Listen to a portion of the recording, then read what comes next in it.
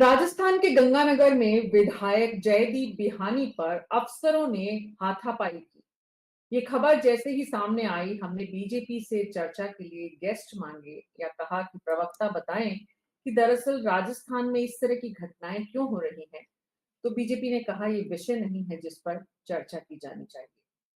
ये बात हम इसलिए कर रहे हैं क्योंकि राजस्थान के गंगानगर में जयदीप बिहानी जो विधायक हैं, उनके साथ ऐसा पहली बार पिछले कुछ समय में नहीं हुआ है। इससे पहले भी अलवर में कलेक्टर को लेकर सवाल उठाए गए और कहा गया कि अर्पिका शुक्ला कलेक्टर होने के योग्य नहीं है। बलवीर सिंह जो कि अलवर जिला परिषद की बैठक में उन्होंने अर्पिका शुक्ला की कार्यशैली पर सवाल उठाए और साथ ही इस मुद्दे पर उन्होंने कहा कि अर्पिका शुक्ला कलेक्टर योग्य नहीं है, उनके खिलाफ सरकार को पत्र लिखा जाएगा। आखिर वे कब तक छुपकर काम करेंगे? आप सोचिए, एक आईएएस ऑफिसर के लिए एक निगम में जिस तरह के नगर परिषद में या जिला परिषद की बैठक में जिला प्रमुख इस तरह की बात करते हैं और बीकानेर संभाग में आने वाले श्री गंगानगर में भाजपा विधायक जयदीप बिहानी पर हमले का ये मामला सामने आया, जिसमें बाकायदा पुलिस की तरफ से गिरफ्तारी हुई है। श्रीगंगानगर में भाजपा विधायक पर हमले का मामला सामने आने के बाद गिरफ्तारी हुई है परियोजना के जेईएन जगन्नाथ बैरवा की, और इसमें बड़ी संख्या में लोगों की उपस्थिति भी थी। सवाल ये है कि राजस्थान में इस तरह के मामले बार बार सामने क्यों आ रहे हैं? जब ये सवाल उठता है तो इससे जुड़ा हुआ एक और सवाल, विधानसभा से लेकर बाहर बीजेपी के विधायकों ने कई बार कहा कि उनके काम नहीं हो रहे। क्या ये उसी क्रम में जुड़ा हुआ मामला इस रूप में सामने आया है? नमस्कार, मैं डॉक्टर मीना शर्मा हूं और आज हम इसी विषय पर चर्चा करने की कोशिश कर रहे हैं कि दरअसल राजस्थान में हो क्या रहा है। हमारे साथ इस वक्त राजीव तिवारी जी हैं जो कि वरिष्ठ पत्रकार हैं। कांग्रेस पार्टी के प्रवक्ता भी जुड़े, तब तक डॉक्टर मुनेश अरोड़ा वरिष्ठ पत्रकार हैं। आप दोनों का बहुत बहुत स्वागत है। बीजेपी को तो विषय रास्त नहीं आया, पसंद नहीं आया, और कांग्रेस जिस तरह का विपक्ष है अक्सर प्रवक्ताओं के मामले में लेट लतीफी उनकी तरफ से भी होती है। बहरहाल मुद्दा ये है राजीव तिवारी जी, दो घटनाएं हैं। अलवर राष्ट्रीय राजधानी से जुड़ा हुआ है और गंगानगर जो है वो बीकानेर से जुड़ा हुआ अहम जिला है। जयदीप बिहानी वैसे भी पहले भी चर्चाओं में रहे हैं, अलग अलग कारण हो सकते हैं। आपको मालूम है, आरसीए को लेकर भी जब जयदीप बिहानी सुर्खियों में रहे। मुद्दा ये है कि ये इस तरह की घटनाएं क्यों सामने आ रही है।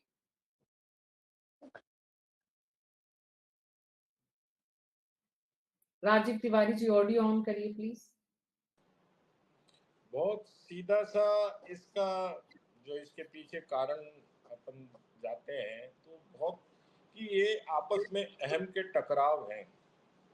वो कहते हैं ये हमारा काम नहीं कर रहे, वो कह रहे हैं वो हमारी नहीं सुनते हैं। तो कुछ जनप्रतिनिधियों की भी गलती है, कुछ अधिकारियों की भी गलती है।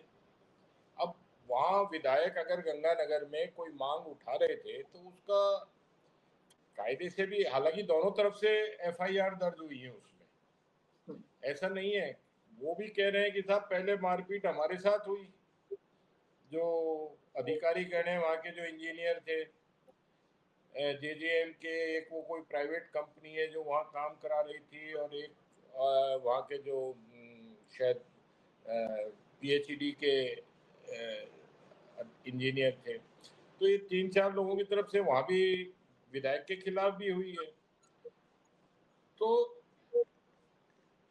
जो विधायकों में ओवर कॉन्फिडेंस आ गया है ना कि भाई हमारा काम तो होगा ही होगा। आप ग्राउंड रियलिटीज पे तो जाइए कि आपने क्या सरकार पर इतना दबाव बनाया कि जो संसाधन होने चाहिए वो अधिकारियों को मिल रहे हैं कि नहीं मिल रहे हैं। अब आप जयपुर में देखिए कि पृथ्वीराज नगर से वो क्या बीसलपुर का पानी पृथ्वीराज नगर और जगतपुरा और कई सारे जो ऐसे करीब 5 से 10 लाख की आबादी है, वहाँ पिछले 2 साल से हम लोग सुन रहे हैं कि 45 टंकी बन गई, अब ये वहाँ पे से पानी सप्लाई होगा और उसमें भी विधायकों में और जनप्रतिनिधियों में और जो अधिकारी हैं उन सब में काफ़ी मतलब नोक-झोंक की स्थिति, बहुत ही हॉट टॉक्स तक की स्थिति पहुँच जाती है। तो वहाँ अभी तक नहीं हो पाया, क्यों नहीं हो पाया? आप उसकी जब तक कि आप उसके बिल्कुल तह तक नहीं जाएँगे किसी बात की, उन इंजीनियर्स के पास में क्या सरकार की तरफ से जो पाइप्स आने हैं वो आ गए? उनको क्या लेबर मिल गई? कॉन्ट्रैक्टर हैं जो उनको पैसा मिल गया क्या?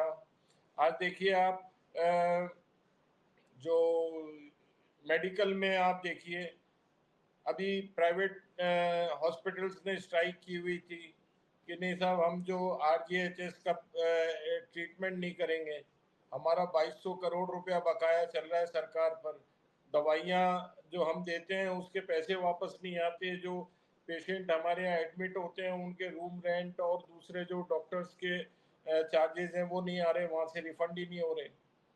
तो ऐसी बहुत सारी चीजें जिनको लेके अधिकारी और प्रशासन और विधायिका इसके अंदर टकराव की स्थिति बनती जा रही है। और ये देखिए जो जनप्रतिनिधि है उस पर प्रेशर होता है जनता का, जनता उनको सुनाती है जाके और उनके साथ किसी भी तरीके का बर्ताव भी कर आती है। फिर वो क्या करते हैं, वो बैठक के अंदर अपना फ्रस्ट्रेशन उतारते हैं अधिकारियों पर। अब अधिकारी भी ये जानते हैं कि भाई ये विधायक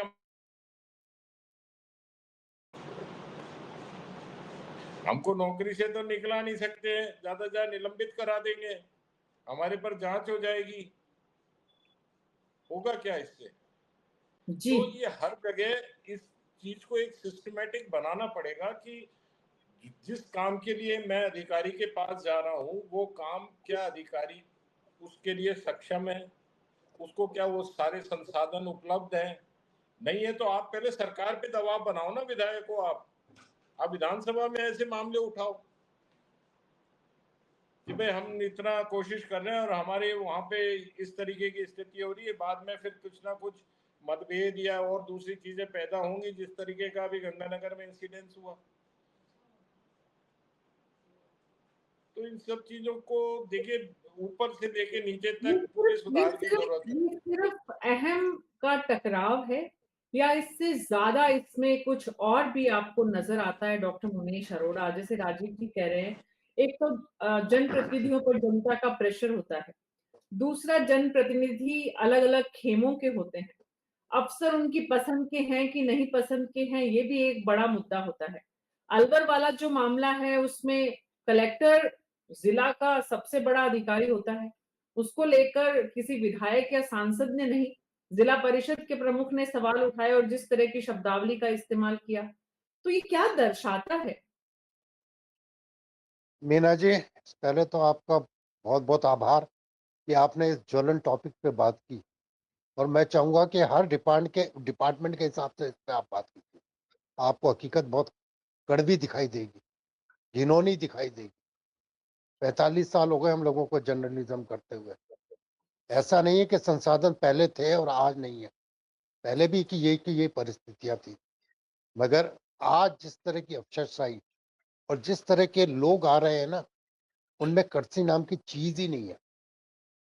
जिस तरह का बिहेवियर उनका आ रहा है ना और जिस तरह से नया यूथ जॉब में आ रहा है गवर्नमेंट सर्विसेज के अंदर, वो लोग आम पब्लिक की जो प्रॉब्लम्स हैं उसको एड्रेस ही नहीं करना चाहते। वो जल्द से जल्द धनाढ्य वर्ग के अंदर आना चाहते हैं और धनाढ्य वर्ग में आने के लिए वो जो रास्ते अपना रहे हैं वो इतने खतरनाक है जिसकी हद नहीं। मीना जी, ये मैं कोई आरोप नहीं लगा रहा, जो जनता फेस कर रही है वो आपको बता रहा हूँ। आप किसी भी डिपार्टमेंट को ले लीजिए मीना जी, पुलिस को ले लीजिए, चिकित्सा को ले लीजिए, शिक्षा को ले लीजिए, यूआईटीज को ले लीजिए, यूडीए को ले लीजिए, जो भी जनता से जुड़ी हुई चीजें हैं, चाहे ये पानी का पीएचडी हो, चाहे और जल संसाधन विभाग हो, पीडब्ल्यूडी हो, क्या हालात है आज? क्या जनता के काम हो रहे हैं? हम बहुत बड़ी बड़ी घोषणाएं करते हैं कि 181 हमने जारी कर दिया, संपर्क पोर्टल जारी कर दिया, आईएएस उस पे बैठा दिए गए हैं, वो पर 15 दिन मॉनिटरिंग करेंगे। मीना जी, हकीकत बताऊं आपको क्या है वहां पे? हर बार आपको एक फोन आता है, क्या आपकी समस्या का समाधान हो गया? जनता कहती है नहीं हुआ। 2 बार फोन करने के बाद उसको ड्रॉप कर दिया जाता है कि समाधान कर दिया गया है, बगैर उस आदमी से पूछे, बगैर उसको बताए उसकी समस्या को डब्बी की टोकरी में डाल दिया। बंद करो, बंद 181। इसलिए ढकोसला चला रखा है। क्यों पब्लिक को तंग कर रहे हो आप? 6-6 महीने तक आप खाली कागजों पे दौड़ते रहते हैं, घोड़े दौड़ाते रहते हो। अफसरों के कॉकस क्लर्कों के साथ बने हुए हैं, किसी न किसी तरह से काम को अटकाया जाता रहता है। इवन मीना जी, मैं बड़े शर्म के साथ कह रहा हूं ये बात, मुझे कहते हुए शर्म आ रही है, लॉ डिपार्टमेंट से ऐसी ऐसी चीजें निकलवाई जाती हैं, आदमी 10 साल तक कोर्ट में चला जाता है और वापस आके वहां का वही चौराहे पे खड़ा हो जाता है। किसको रोने जाए आदमी? अधिकारी सुनने के लिए तैयार नहीं है। इलीगल लेकिन कंस्ट्रक्शन ये की ये बात। ये ये जितनी बातें आप बता रहे हैं डॉक्टर मुनीश अरोड़ा, क्या ये मैं मौजूदा एक व्यवस्था में ज्यादा ज्यादा देखने को मिल रही है? ये मौजूदा व्यवस्था की खामियां हैं या ये व्यवस्था की परेशानी है? अब मौजूदा व्यवस्था में ज्यादा हो गई है मीना जी। हम्म, हमने जमाना पहले भी देखा है। पहले विधायक आता था तो अधिकारी उसकी शर्म करते थे, जनप्रतिनिधि आता था तो अधिकारी शर्म करते थे, जनता जाती थी तो उसकी बात को थोड़ा सा सुनने की तवज्जो दी जाती थी। आज मैंने वर्ड पहला यूज किया कि नया यूथ जो है वो जन प्रॉब्लम्स के साथ एड्रेस ही नहीं करना चाह रहा, जुड़ना ही नहीं चाहता। वो जो मनोभाव होना चाहिए ना अंदर से वर्किंग का, सेवा का भाव, वो पूरी तरह से अभाव में चला गया है। कोई जी। समझता ही नहीं है क्या तो ये आदमी मेरे द्वार पे खड़ा हुआ है। ये नई पीढ़ी के जो ऑफिसर्स आ रहे हैं, उनकी परेशानी है या जनप्रतिनिधियों के प्रति विश्वास कम हो गया है, उसकी परेशानी है या मेरा सरकार को मेरा जी, काम? एक मैं चीज कर दूं, आईएएस और आरएएस के दिमाग में ये बैठा दिया जाता है नौकरी के पहले दिन, आप राजा हैं, आपका कोई कुछ नहीं बिगाड़ सकता, लॉबी पूरी आपके साथ खड़ी है। हर जगह ये कि यही हालात है। जब लॉबी का सपोर्ट होता है तो आदमी अपने आप में शेर सा होता है, वो ये नहीं देखता कि मेरे सामने कोई आ रहा है वो कितना पीड़ित है। मीना जी, आप एक एक डिपार्टमेंट को उठा के देखिए मीना जी। राजीव जी बैठे हैं यहाँ पे, इन्होंने सिर्फ पानी की समस्या बात की है। क्यों नहीं टारगेट के अंदर काम हो रहे, क्यों नहीं पानी मिल रहा वहां पे? मैंने मीना जी एक बार कहा था एक अधिकारियों के सम्मेलन में कि आपको 30 किलोमीटर लाइन डालनी है, आप 1 किलोमीटर के हिसाब से डलवाइए, 10 दिन में लाइन डल जाएगी आप। और आप एक साथ ठेका दे देंगे, कभी कोई प्रॉब्लम नहीं आएंगे, कभी कोई प्रॉब्लम नहीं आएंगे, आप 10 साल तक नहीं डलवा सकते। आप टुकड़ों में काम करवाना ही नहीं चाहते, आप बड़ा आरोगना चाहते। ये जो जो चीजें हो रही है ना मीना जी, बहुत कड़वी हैं। जी, मगर लेकिन मीडिया को इस तरह की घटनाएं बढ़ रही हैं।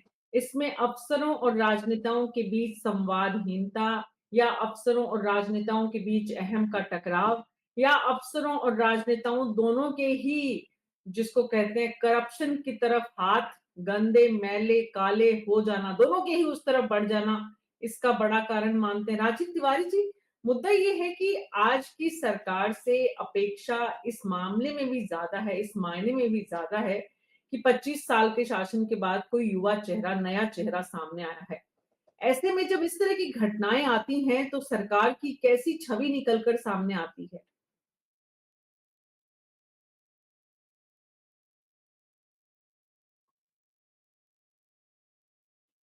राजकुमार जी हैं कि नहीं है?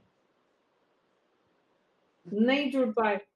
अच्छा, वही आपने राजकुमार जी का नाम लिया ना, तो मैं शायद जुड़े नहीं। देखिए, आपसे आपसे जो हाँ, अभी मुनीष जी बता रहे थे, सही है सारी बात कि, लेकिन आप ये देखिए कि जो हित टकराते हैं जहां पे, चाहे वो अधिकारी हो, जनप्रतिनिधि हो, विधायक हो, सांसद हो, जैसे आप बता रहे थे कि 1 किलोमीटर लाइन, उसमें एक टाइम बाउंड सारी चीजें होनी चाहिए, अधिकारी डाल देगा, लेकिन उस पर जो प्रेशर फिर जनप्रतिनिधि का आता है कि ये मेरे आदमी का प्लॉट है, इसके अंदर से मत ले जाना लाइन को। तो ये सारी चीजें डिमार्केशन पहले से होना चाहिए। आज आप देखिए कि केंद्रीय मंत्रिमंडल ने भी जयपुर के फेज 2 को मंजूरी दे दी। अभी ये पता नहीं है किस किस की जमीन एक्वायर होगी, कहां से निकालेंगे, क्या करेंगे, अभी इसका कुछ पता नहीं है। डीपीआर को मंजूरी दे दी और उसमें ये भी बताया जाता है कि ये 2030 तक कंप्लीट हो जाएगी। अब ये नहीं बताया जाता कि प्रहलादपुरा से गौशाला तक पूरी होगी या प्रहलादपुरा से टोडी मोड़ तक पूरी हो जाएगी। 4 फेज में बननी है वो। तो ये सब जो चीजें हैं वो विवाद का कारण बनती हैं बाद में, क्योंकि जनता को तो पता होता है कि नहीं साहब सरकार ने तो घोषणा कर दी है, अधिकारी नहीं कर रहे। वो प्रेशर बनाते हैं विधायक पे, या जो भी जैसे जिला प्रमुख अलवर वाले थे वो कलेक्टर के लिए कह रहे थे। तो ये जब चीजें होती हैं तो विधायक पे प्रेशर पड़ता है, वो भन्नाता हुआ सीधा अधिकारियों के पास जाता है। यार जब सरकार ने घोषणा कर दी तुम लोग क्यों नहीं कर रहे हो, ये नहीं हो रहा है। वो फिर रियलिटी बताते हैं तो बोले मैं कुछ नहीं जानता, सरकार ने कह दिया। तो अधिकारी भी फिर वही, और सबके फिर हित जुड़े हुए सब। देखिए हर कोई भी ऐसा परियोजना या वो नहीं होती जिसके अंदर 1000 करोड़ की होगी तो 200-250 करोड़ का घपला नहीं हुआ हो, 400 करोड़ का घपला नहीं हुआ हो। तो सब स्टैंडर्ड तो चीज वैसी, सब स्टैंडर्ड चीज तो वैसे ही हो जाती है सारी। तो आदमी कैसे क्या करेगा? वही फ्रस्ट्रेशन है कि वो अधिकारियों के प्रति आता है, अधिकारियों का जनप्रतिनिधियों की तरफ आता है, जनता का जनप्रतिनिधियों की तरफ आता है। फिर जनप्रतिनिधियों की भड़ास निकलती है जब सरकार की या संगठन की बैठक होती है, तब वो कहते हैं कि हमारी तो कोई साहब ना मंत्री सुनते हैं ना अधिकारी सुनते हैं।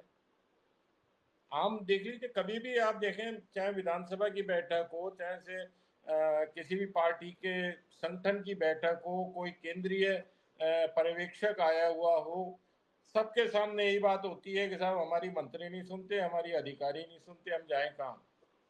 हम तो, हमको जनता ने चुन तो लिया है, तो हम जनता की भी मार खाएं, हम यहाँ पे सरकार की भी मार खाएं, हम वहां पे अधिकारियों की भी मार खाएं। तो कोई ना कोई तो सिस्टम। अब आप देखिए महाराष्ट्र में एक ये कानून आ गया है कि जनप्रतिनिधियों का जिनके ऊपर आरोप है या जिन पर मुकदमे चल रहे हैं उनको अधिकारी सम्मान नहीं देंगे, उनके सम्मान में खड़े नहीं होंगे। आज ही मैं देख रहा था उस खबर को। तो जब इस तरीके के कानून भी अब बनने लग गए हैं कि साहब, और आप तो देखिए किसी भी विधानसभा का चुनाव देख लें, चाहे अपन नगर निगम का चुनाव देख लें, पंचायतों का चुनाव देख लें, संसद का चुनाव देख लें, मोर देन 30% दागी होते हैं। तो अधिकारियों को तो एक और ये अधिकार मिल गया कि हाँ इनके सामने तो खड़े ही मत हो, इनको सम्मान ही मत दो, बैठने को मत कहो। ये तो वो एज ए क्रिमिनल उनको ट्रीट कर रहे हैं, एज ए कोई भी अपराधी ट्रीट कर रहे हैं उनको। अब तो उनको कानूनन हक मिल रहा है इस चीज का। 2025 में एक कानून बना था कि भाई उनको आप सम्मान दीजिए, उनको ससम्मान बाहर तक विदा करके आइए, वो आए तो उनको बैठाइए। अब ऐसी स्थिति आज फिर पलट दी उन्होंने महाराष्ट्र में। ऐसा फिर धीरे धीरे सभी राज्यों में हो जाएगा। भाई वहां भी तो डबल इंजन की सरकार है। तो फिर क्या होगा? यही फिर टकराव। फिर जहां उस अधिक मंत्री या उस विधायक या जो भी पार्षद या जो भी दागी है जिसको कि सम्मान अधिकारी ने नहीं दिया, वो तो उससे दुश्मनी मान के बैठ ही जाएगा।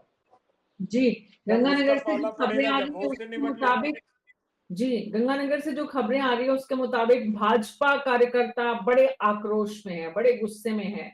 ये आक्रोश और गुस्सा भाजपा के कार्यकर्ताओं को डॉक्टर मुनीश अरोड़ा अनुमति है क्या? मीना जी, अभी तो भाजपा के लोग ही हो रहे हैं। पब्लिक उतरेगी सड़कों पर, आप जनता से पूछिए जाकर, ऑफ द रिकॉर्ड जनता क्या बोलती है। बहुत हो गया, संयम कर रहे हैं। जो दौड़ा दौड़ा के मारेगी सड़कों पर, जिस तरह से जनता त्रस्त हो रही है, अंदाज नहीं है मीना जी आपको। आप जाके देखिए आदिवासी क्षेत्रों में क्या हो रहा है। अनरेस्ट फैल रहा है, कोई बोलने वाला नहीं है, कोई संभालने वाला नहीं है। जनता को काम चाहिए। जनता में मीना जी क्या चाहती है आपसे? 4-5 चीजें चाहती है। समय पे उसको दवाई मिल जाए, उसका कोई बीमार हो तो उसका इलाज हो जाए। 2-4 सर्टिफिकेट चाहती है, जन्म प्रमाण पत्र, घर का पट्टा, और इस तरह की 2-4 चीजें चाहती है। बच्चे को स्कूल में एडमिशन सही से मिले, उसका बच्चा पढ़ाई कर ले, बिजली उसके घर पे आ जाए, पानी उसके घर पे आ जाए, और जो योजनाएं सरकार दे रही है उसका लाभ उसको मिले। इसका जनता क्या आपसे शासन मांग रही है? उसको चलने के लिए सड़क मिल जाए। और क्या जनता मांगती है आपसे? सोने की ईंटें? आप उसको पट्टे दिलवाने के नाम पे बरसों तक जूते घिसवाते हो। उसके घर की परमिशन देने के नाम पे बरसों तक जूते घिसवाते हो। कल ही एक रैली निकली जन जंगल जमीन वाली, 1,75,000 पट्टे देने थे वन विभाग द्वारा, अभी तक 52,000 दिए हैं। कितने लंबे समय से आंदोलन चल रहा है? उसमें कौन सी बड़ी गणित थी? वन विभाग क्यों नहीं रिलीज कर रहा? लोगों को सड़कों पे क्यों उतरना पड़ रहा है? जी आज आपका यूडीए पेरेफेरी बन गया, जहां भी बने हैं नगर ये विकास प्राधिकरण, वहां पर आप जो पेराफेरी गांव अंदर अटैच होके आए हैं, उनकी समस्याओं को सुनने को तैयार नहीं है। जी उनका विकास के जी फंड की बात ही करना नहीं चाहते हैं। तो प्रतिनिधि के पास लोग जाते हैं, तो अब वो प्रतिनिधि कुछ कर नहीं सक रहा। अफसर इतनी मोटी चमड़ी के हो चुके हैं मीरा जी, जिसकी हद नहीं। मजाक बना के बैठा कर दिया इन अफसरों ने, और ऊपर में से लॉ डिपार्टमेंट ऐसी ऐसी हरकतें करता है कि 10 साल बाद जाके, मीना जी मैं खुद जानता हूं कि किस मामले में कितने झूठे एफिडेविट दिए गए। रसूखदार, बिल्डर्स, भूमाफिया, खनन माफिया, रेत माफिया, इन सबको तो आपके लिए रास्ते हैं, मगर आम जनता के लिए आपके दिमाग में तरस नहीं है। तो जनता क्या करेगी? जी जनता यूनाइट होगी जी और गर्दन पकड़ेगी जनता आपकी। जनता वाकई में इस सारी कहानी को समझती है, या फिर सिर्फ ये दो वर्ग कार्यपालिका और विधायिका जो है, क्योंकि ये दोनों सीधे सीधे भ्रष्टाचार में और बड़े जितने मीना जी, टेंडर सब में जुड़े हुए हैं। तो मीना राजीव जी, जी मीना जी, जनता कार्यपालिका से भी परेशान है, जुडिशरी से भी परेशान है, और इससे भी विधायिका से भी परेशान। जनता मीडिया तो के ऊपर तो परेशान आप होती स्थिति आई है जानती है। राजीव तिवारी जी। मीडिया जनता परेशान होती आई है। सवाल ये है कि मौजूदा सरकार उसको कितना कम करती है और कितना ज्यादा करती है। सरकार और संगठन के बीच में जितनी भी खबरें आती हैं, क्या ये जो घटनाएं अफसरों और राजनेताओं के बीच में सामने आ रही हैं, इसका एक फैक्टर आप वो भी समझते हैं? देखिए, जो भी चीजें आती हैं वो सब कंट्रोल सिस्टम जहाँ पे है, अगर वो जरा भी लूज होगा तो वो नीचे तक फिर सारी चीजें बिगड़ती चली जाती हैं। आज देखिए, जो मैं हितों की बात कर रहा था, आज भूमाफिया से कौन कनेक्टेड है, ड्रग पेडलर से कौन कनेक्टेड है, आपके बिल्डर से कौन कनेक्टेड है, सबको पता है। आज अधिकारी की हिम्मत है क्या कि वो किसी बड़े बिल्डर के प्रोजेक्ट को जाके रोक दे? नहीं रोक सकता। उसको मालूम है कि ये अगेंस्ट द लॉ है, बाई लॉज के बिल्कुल खिलाफ चीजें बना रहा है, फिर भी आप देखिए क्यों जय मास्टर प्लान जो है राजस्थान का 47 वाला 2 साल के लिए एक्सटेंड कर दिया गया, मतलब उसको टाल दिया गया। क्यों टाल दिया गया? क्या आपके पास टाउन प्लानर्स नहीं थे बनाने के लिए वो मास्टर प्लान? क्या आपके पास यूडीएच में कोई काबिल अफसर नहीं थे वहां पे? क्यों नहीं बना वो मास्टर प्लान? आपने 2 साल की बिल्डर्स को छूट दे दी कि लो जो भी जगह बची हुई है बनाओ, खरीदो और बनाओ उसको। हम कोई उसकी स्वीकृति, क्योंकि जो आपके मास्टर प्लान में हाई राइजिंग जोन्स बनेंगे, आज वो पूरा शहर बने हुए हैं हाई राइजिंग जोन्स। क्यों बने हुए हैं? उसके लिए एक सेपरेट आपको लैंड छोड़नी पड़ेगी कि हाँ ये इलाका है, यहाँ पे आप हाई राइज बिल्डिंग बना सकते हैं। या ऐसी कॉलोनीज को आप उसको कन्वर्ट नहीं कर सकते जहाँ की पुराने लोग रह रहे हैं। आज आपका मकान है, उसके अंदर आप 8 लोग रह रहे हैं, एक जॉइंट फैमिली, या 10 लोग रह रहे हैं, या आप न्यूक्लियर फैमिली रह रही है, आपका अपना बंगला है और आपके पास में उसने 20 मंजिल की एक इमारत खड़ी कर दी। आपकी तो प्राइवेसी खत्म, आपका पानी खत्म, आपके हवा खत्म, बिजली पार्क, खत्म, रोशनी खत्म। आपकी पार्किंग की चीजें खत्म, रोज के झगड़े। मैं तो ये तक बता रहा हूँ साहब कि जो पुराना 2025 के बाईलॉज थे उसके अंदर साफ साफ है कि 40 फीट तक की रोड पर हॉस्पिटल नहीं बन सकते, होटल नहीं बन सकते। आज सब जगह बन रहे हैं, 8-8, 10-10 मंजिल के हॉस्पिटल निर्माणाधीन है, चल रहा है काम, आराम से बन रहे हैं। क्यों बन रहे हैं? फिर वही जो आसपास में जो 25-30 लोग मकान हैं पुराने, वो कहाँ जाएंगे? क्योंकि हॉस्पिटल के बाहर तो पार्किंग की होगी, रोज तमाम एम्बुलेंस से भी आएंगे, उनका तो जीना दूभर हो जाएगा। क्यों मिल रहा है? तो इसके पीछे कौन है? क्या अधिकारी हैं? बिल्कुल, बिल्कुल।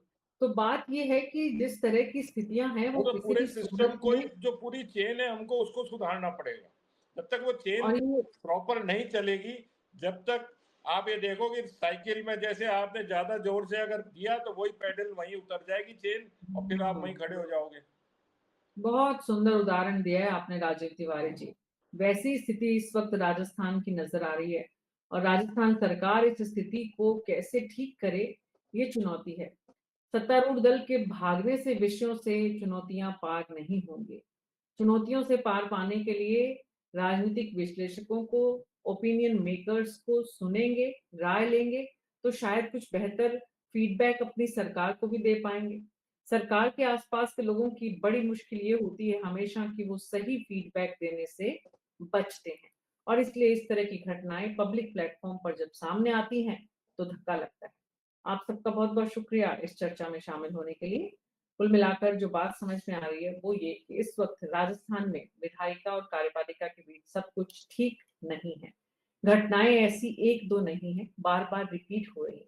अगर अलग अलग जिलों से अलग अलग प्रकरण सामने आ रहे हैं तो उन्हें समय पर नियंत्रित करने की जरूरत है, राजनीति के आकाओं के द्वारा भी और प्रशासनिक अधिकारियों के द्वारा भी। दोनों जब तक मिलकर इस समस्या का समाधान नहीं करेंगे, हमें किसी और जिले से किसी और रूप में ऐसी घटना देखने को मिलेगी। अगर राजस्थान सरकार और मुख्यमंत्री इससे बचना चाहते हैं, जो उन्हें बचना चाहिए, तो इस पर जरूर ध्यान दें प्राथमिकता से, और समाधान के रास्ते की तरफ आगे बढ़े।